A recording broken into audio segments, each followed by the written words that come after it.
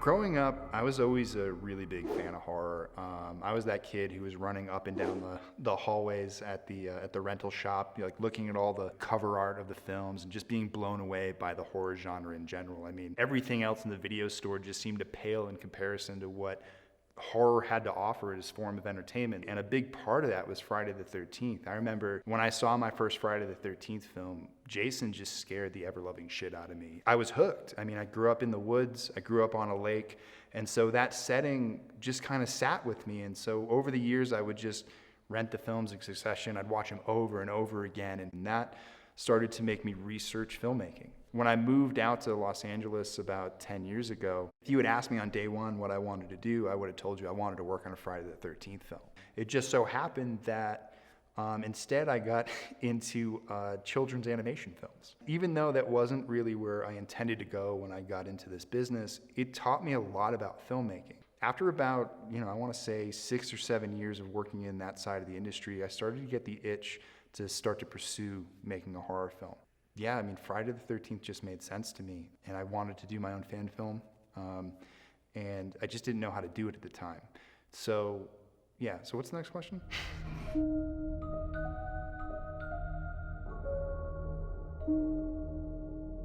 So around 2013, I started to get the itch to make my own live action film. And so my wife, Sarah, and I decided to take a trip to Big Bear and do a location scout, just drive around, see what types of locations there were up there. But it was on the ride home where the idea of Never Hike Alone came from. We were just driving down Route 38, outside of Big Bear, and we came across these set of cabins that looked like just no one lived in them. And we got out of the car and we kind of hopped this fence and started walking through this collection of really old cabins that we found out were built in like the 1930s. And it was just really creepy. And while I was walking around, it reminded me of my childhood when I would walk around in the forest and think that, Jason was just gonna jump out from behind a tree and attack me. And that feeling stuck with me. And I was like, man, I wonder what it would be like if, Jason did attack us. What would we do? How would we get out of here? Would we survive? Eventually, I started building my own cosplay to kind of get into the role. I was thinking, well, if I'm going to make a Friday the 13th fan film, I got to have a Jason costume. So I started researching cosplay and visual effects. And by the time I had built this costume was actually when I had met Drew. Vin and I met doing animation, but one day we sat down at lunch. Vin asked me, what movies do I like? And I told him, you're not going to like it. And he's like, no, just tell me. Whatever, just let me know. And I was like, I like horror movies. And he's like, oh, no shit, me too. I love horror. And I said, I've always had this idea to make a Friday the 13th fan film. I think we could make this, this cool little short. I'm building this costume. You should play the hiker. I want to say 6 weeks later, we're out behind my house, sweating our asses off on this trail. And it was just, for me, as a director, a complete disaster. And that actually never made it to what we have accomplished today. I never even saw the footage. I knew what I wanted. I know what it should have looked like. And I felt bad. I brought all those people out there and I said, you know what, if I want to do this, I got to get better at it. I asked Vin about a year later on the next Friday the 13th, hey, what's going on with that footage that we shot? And he's like, oh, yeah, I scrapped it. So originally when we decided to get back together and make Never Hike Alone, I had been working on a few different sets and started to recruit some more people like Thellas and Klein and people I had met making other films. And we decided that we finally had the right equipment and the right team to go out and achieve something. Vinny and I worked on 2 projects through a mutual friend, and he came up to me during break and he had mentioned about this project. He goes, I got this idea. It's a Friday the 13th. Are you a Friday the 13th fan? I said, I've watched it. I watched a lot of them when I grew up. So Vin and I met a few years ago working at an animation company. We wanted to have always talked to each other about doing a short film, and he showed me a script for Never Hike Alone, and right away I was hooked and felt like this is something that we could really sink our teeth into. 2 or 3 years after that, Vin came back to me and he asked me, hey, would you want to reshoot this? I was like, yeah, for sure. Yeah, let's do it. He's like, okay, we leave tomorrow. We came back to the same cabins that I found in 2013, started filming around them. And at the time, I actually thought that they were abandoned. And when we actually came up to film, there were actually people living in them. This couple at the end of the day kind of asked us like what we were doing. We told them we're shooting a Friday the 13th little trailer just to, you know, put up on social media and whatnot. And they're like, oh, like the one with the camp, right? And we're like, yeah. And they told Vin, they're like, well, you guys are gonna use the abandoned camp up the road, aren't you? And Vin's like, no, tell me more.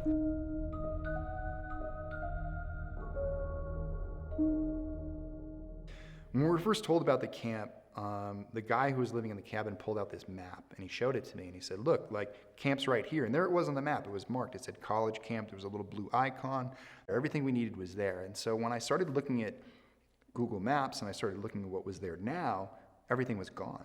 I didn't believe him at first. I thought it was just some like random trail because they wanted to get us off their property. So I actually had to take the map and put it into Photoshop and then take the satellite image and put that on top of it to figure out where everything was. And he asked Kyle and myself if we wanted to drive up there and location scout. I was up for it, and when we got there, we had found this just untamed road that led us up to a locked fence. As we got closer to the gate, I noticed that it wasn't locked. There was a chain, but it was just kind of a nut and bolt holding it together, and we kind of just were like, just took it off right there. And I think at that moment, we actually entered into our own horror movie. We got through the fence, drove up this untamed road filled with a lot of gravels, rocks. We thought we were going to puncture our tires in the Ford. And there was a river that we had to drive across. We go up this treacherous hill and we make a turn, and the first thing you see is this big tree falling on top of a roof in this cabin. And we're all just stunned like, holy crap, it's real. There it is. And I remember when we came around the corner and I saw the first cabin and 2 trees had fallen on top of it. And I was like, well, that's cool. And then we drew up a little further and I saw the main cabin and I was blown away. We were going from this film that was all exterior, was going to be 5 to 7 minutes long. And then all of a sudden I had my own Hollywood film set. I remember we first pulled up in the middle of the day, and it was cool. I got to see the pool, I got to see the cabins, but don't get me wrong, like I was walking around with my knife that I had from Kyle like the entire time, or a machete or an axe or something. I mean, abandoned is an understatement. Like this is the home of bats. Literally, they're flying around. They might be flying around right now. So it's like, what's around me? How is this dangerous or not? Turns out it doesn't seem so. And then there's stories that we heard too from the locals that they told us like half a mile up the hill there used to be a drug cartel who would walk around here in camouflage and AK-47s, and that their little local saying was SSS, shoot, shovel, split. The only room that I hated being in was upstairs in Mother's room. I did not like her. I did not like her body. I just was convinced she was going to move, even though she was a stuffed thing. I remember one day I was waiting for the rest of the crew to show up. I had went on a food run really quick, and the wind's blowing, and you know it's daytime and everything, but sooner or later, like your mind starts playing tricks on you. Like, oh, did I hear something over there? They didn't have to do much distressing because it had been here for so long, which was really eerie. I don't think I ever stayed here sleeping in the camp. I think I chose to stay away because I'm like, no, this is too real. I've seen those movies. I'm not staying here. The process of just, finding the camp itself was kind of the biggest motivator because it's an opportunity you don't often get as an independent filmmaker. Vinny just kept writing layers upon layers upon layers of story detail about just this being sort of a cursed territory, it's cursed land of Camp Crystal Lake. And at that point, I actually felt a lot of pressure to be like, listen, this is an opportunity and we shouldn't waste it. So let's stop, let's think about this, and let's put together a better story. Let's put together something that's going to feel like it's going to not only be something that people are going to watch, but it's going to do the franchise justice. All the effort that we're going to put in, that is not just going to be some film that goes up and is never seen from again, but is something that actually, means something to the fans.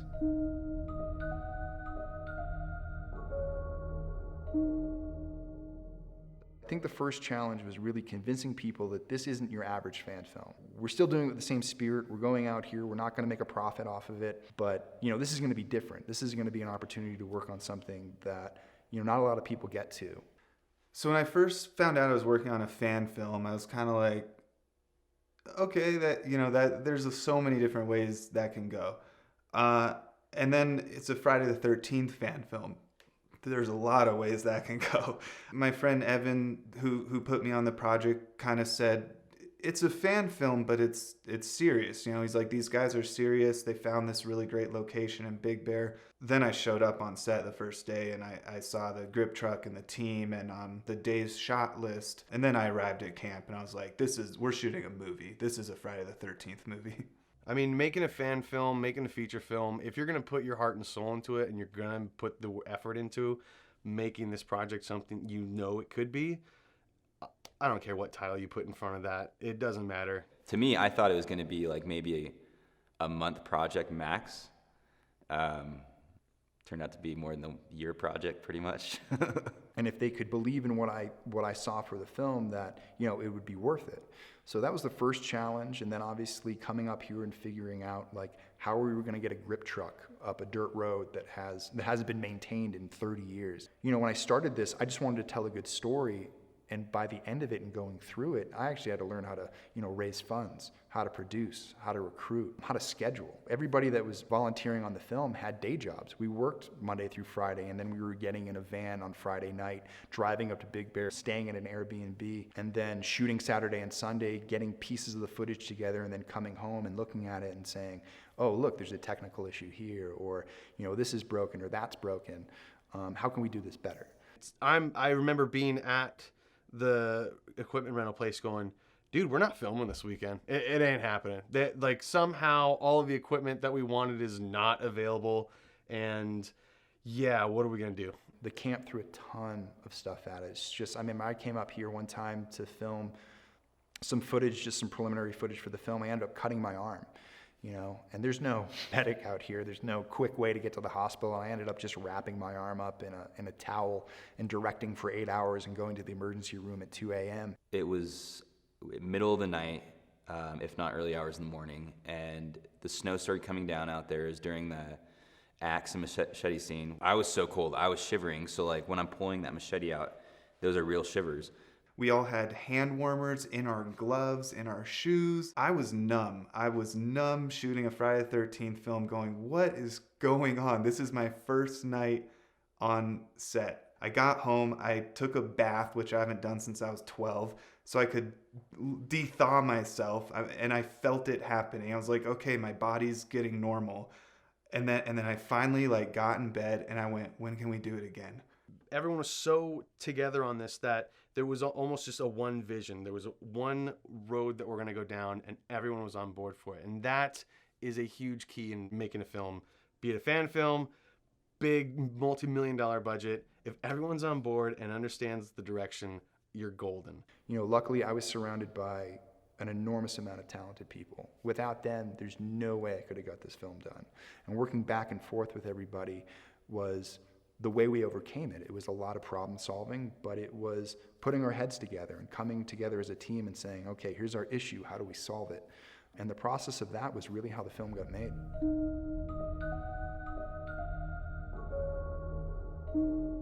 Kyle and I have a lot in common in the sense that I like to be outdoors, he likes to be outdoors, he's adventurous, I'm adventurous. The hardest part for me was keeping up with the physical strength of Kyle. But going into it, I think I was pretty prepared to become this character. It was just continuing the motivation that he had to be the type of person that Kyle was and the character he was. It's very important in horror films, to me, that the audience fall in love with a character. In order for them to fall in love with a character, that allows them to want to root for them, and then when they're in peril, fear for their own life. Vin gave me so much opportunity to take it to whatever level I wanted to. And he would obviously look at it and tell me, like, what worked and what didn't work.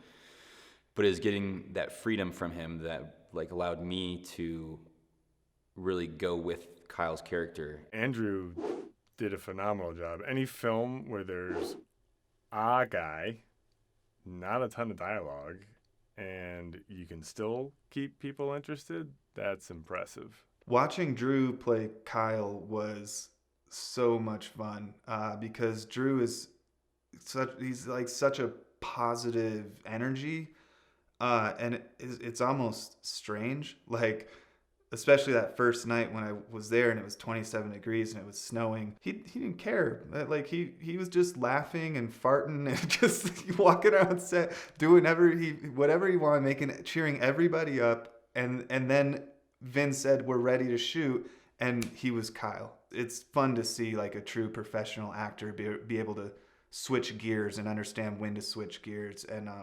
And yeah, he was great to have on set, and he was great to have in front of the camera. I think Andrew's a team player. I think he's great. You know, he gives a lot of effort. I think he nailed it. He has always been a positive team player, and I couldn't ask for anyone different. He's awesome. I think he did a great job, and, you know, he deserves to get some more roles out of this one for sure.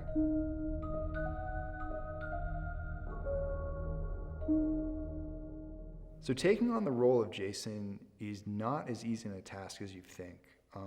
There's obviously a lot of great actors who have come before you, people who are professional stunt actors, people who live and breathe the art. So stepping into the costume at first seemed easy, you know? Hey, I'm just gonna throw on a mask for the weekend, we're gonna make a 5-minute short, and it'll be fun.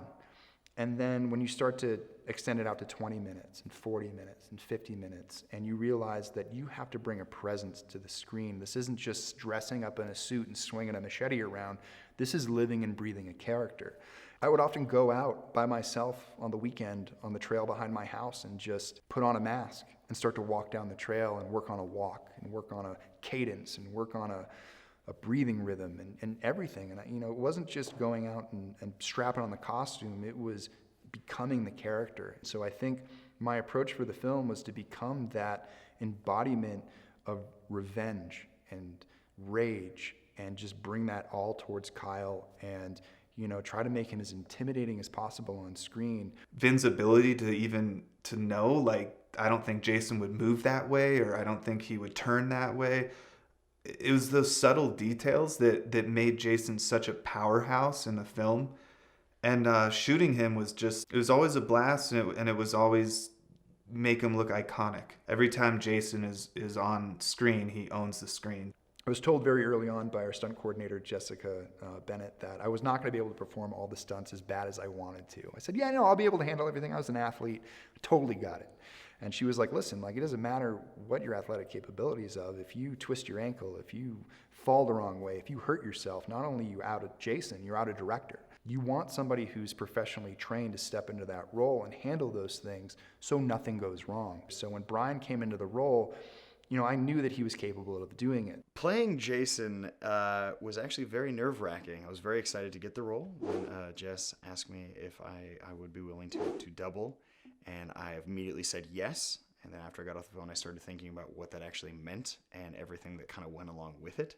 Doubling Vin, definitely being able to study him, watching dailies and other scenes that they had shot already. When he was actually fully in makeup, I was actually following him off camera, seeing how he walked and how he turned, or I would watch, you know, their blocking rehearsals before I was even flown in, like through windows and things, to see how he was doing it, to make sure that I was doing his vision justice. Any sort of mask work, I have a lot of experience doing mask work and puppetry and clowning, all this kinds of stuff. Usually not when stabbing people, but you never know. But having that mask on and everything definitely gives you a disconnect from what's going on around you. It's you know, you're no longer Bryan, you are now Jason Voorhees, and everything that kind of goes along with that. There was that moment where I had to take everything that I had learned about Jason over the years and just download it into him and talk about the way Jason walks and the cadence and the way he'll tilt his head and the way he'll turn and walk away. You know, there was also a lot of work that went into Kyle and Jason fighting. You know, we spent weeks, you know, going to a stunt facility where Andrew, Donnie, Bryan, and myself would rehearse every piece of that fight, you know, top to bottom. And then even when we get on set as both Vin and Kyle and then Bryan as the double and then Donnie as the double started to understand these characters even more, it changed on set. So we had to be like, oh yeah, that doesn't work anymore. Let's fix it. But stunt doubling Vin was actually him being both the writer, director, producer, and star of the movie was kind of intimidating.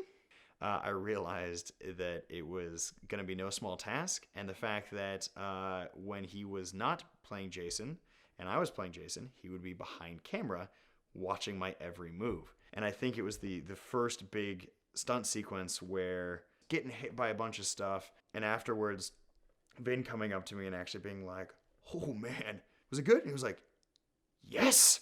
And me being like, "You liked it? Like, no notes?" He's like, "No, why?" And I was like, "No reason. I knew you'd like it. So what now?" He's like, "We're gonna move on because it's great and I'm loving it. Let's set up for this things." It all just kind of unlocked and it just kind of happened. And so moving through these scenarios, when Vin was giving me directions that, here's where you start, here's where you need to finish, we were pretty much on the same page as far as here's all the little moments in between. Moments when Brian's throwing Donnie through the table or tossing him out the door to nowhere. It was really cool to see all of those theories I've always had about Jason come to life and see it portrayed in such a fun and exciting way.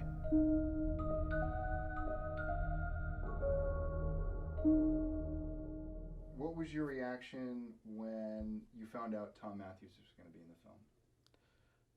Oh, when Vinny dropped that ball on me, that I was floored. I was like, how did you, how?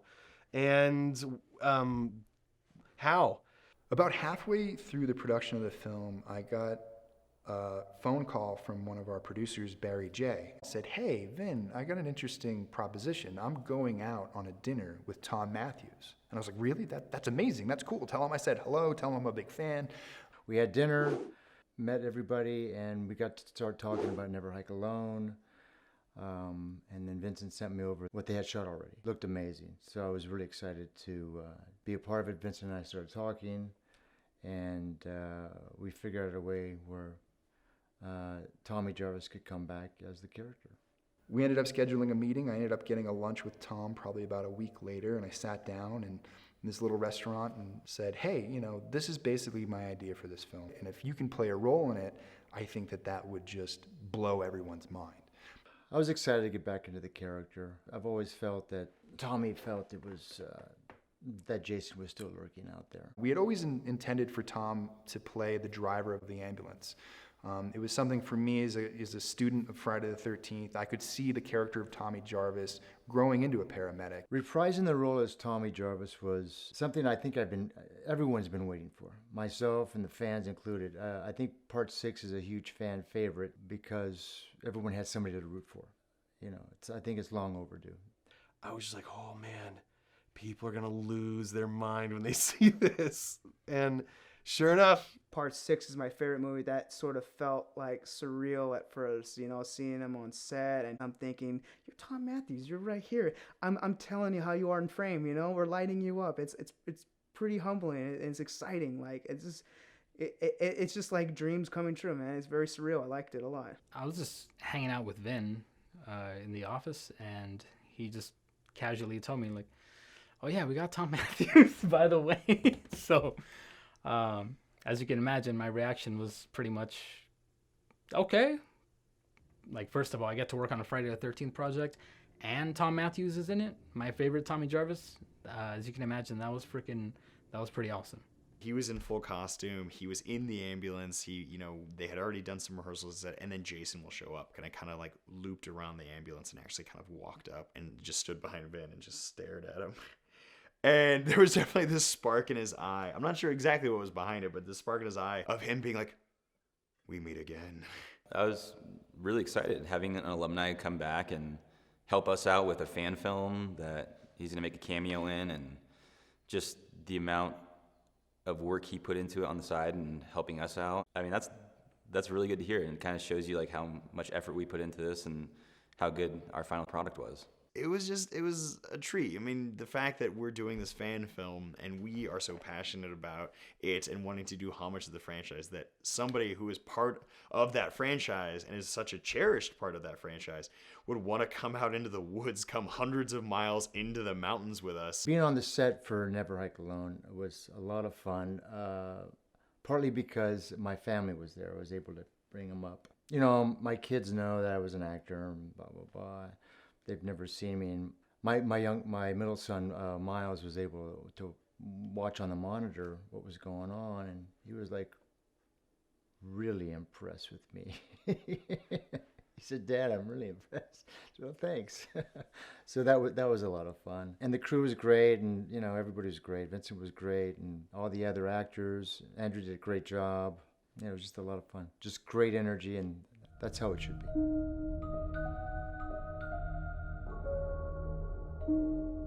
Friday the 13th fans are not an easy audience to win over. Going into it, I was just hoping that I could get a 50-50 take out of it, that if 50% of the fans liked it and 50% of the fans threw me under the bus, I was going to be happy. The fact that we got into the Telluride Horror Show was kind of my first inclination that something was about to happen. Telluride Horror Show is something that I've been reading about for years and wishing that I could be a part of. So for them to look at a fan film and say, yeah, you belong here with us, I felt even more nervous at that point because I had to live up to not only the expectation of releasing to Friday the 13th fans online, but all of a sudden a live audience.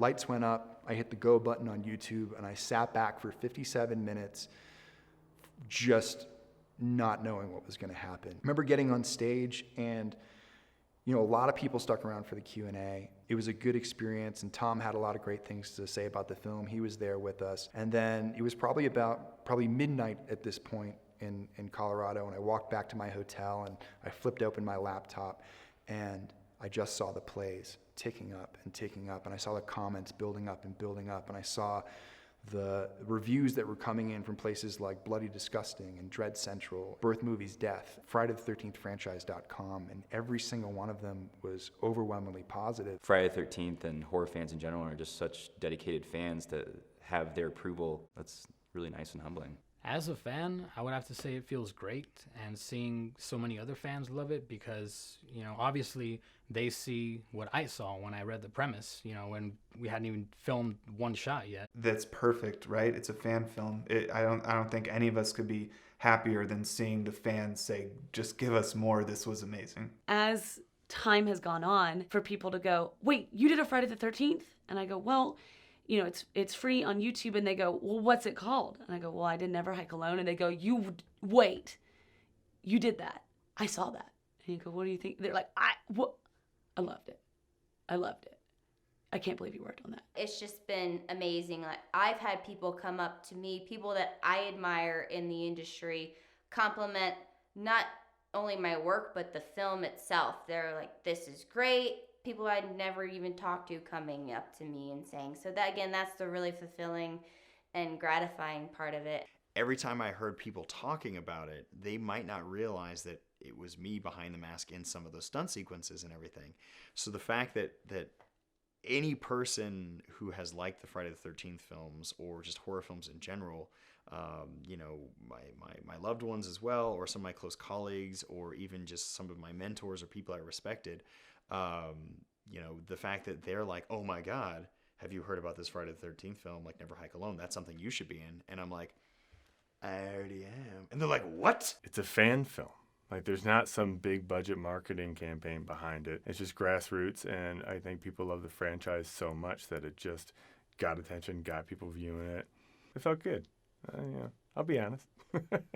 I do horror conventions now, which is a lot of fun meeting all the fans, and I can't tell you how many people tell me when they watch Never Hike Alone and I come up on the screen, they jump out of their seats in their private room and they're sitting on their couches. They go, yes! They're so excited to see him back, so it's really been a lot of fun. This project, we just started, we were all in for it. We, as exhausted as we were, we cared about the project. We believed in Vinny's vision, and I'm really happy, I'm really pleased to see the fans that they love it.